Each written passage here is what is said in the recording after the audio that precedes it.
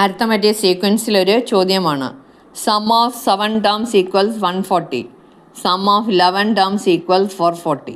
Find 4th term, 6th term, common difference, first term. 4 മാർക്കിൻ്റെ ഒരു ചോദ്യമാണ്. നമുക്ക് ഓരോന്ന് ചെയ്യാം.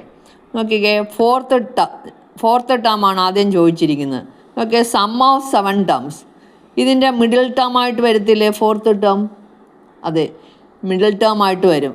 അതായത് മിഡിൽ ടേം ആണോ ഇല്ലയോ എന്ന് എങ്ങനെ കണ്ടുപിടിക്കുക? എൻ്റെ കൂടെ 1 കൂട്ടുമ്പോൾ 8, 8ൻ്റെ പകുതി 4.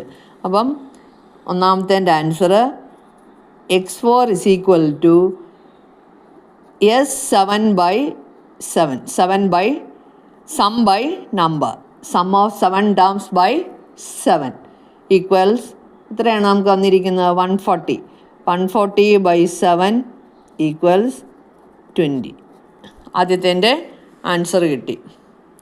ഇനി രണ്ടാമത്തെ answer 6th term. 6th term എന്ന് പറയുന്നത് ഈ എന്താ 11 ടേമിൻ്റെ സം തന്നിട്ടുണ്ട്, അതിൻ്റെ മിഡിൽ ടേമാണ്. അപ്പം നമുക്ക് എന്ത് ചെയ്താം? x6 equals S11/11 equals 440/11. ഇപ്പോൾ എത്ര വരും? 40 വരും. 40 വരും. ഇപ്പോൾ രണ്ടാമത്തെ ആൻസറായി. ഇനി മൂന്നാമത്തത് കോമൺ ഡിഫറൻസ്. കോമൺ ഡിഫറൻസ് ആണ് ചോദിച്ചിരിക്കുന്നത്. D is equal to term difference by position difference.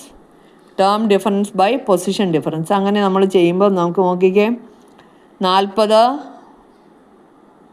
20/6 - 4.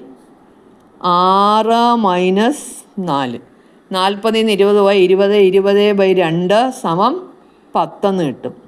Equals 20/2 10 കിട്ടും. ഇനി നമുക്ക് അടുത്ത പാർട്ട് നാലാമത്തെ ചോദ്യം x1 ഫസ്റ്റ് ടേം.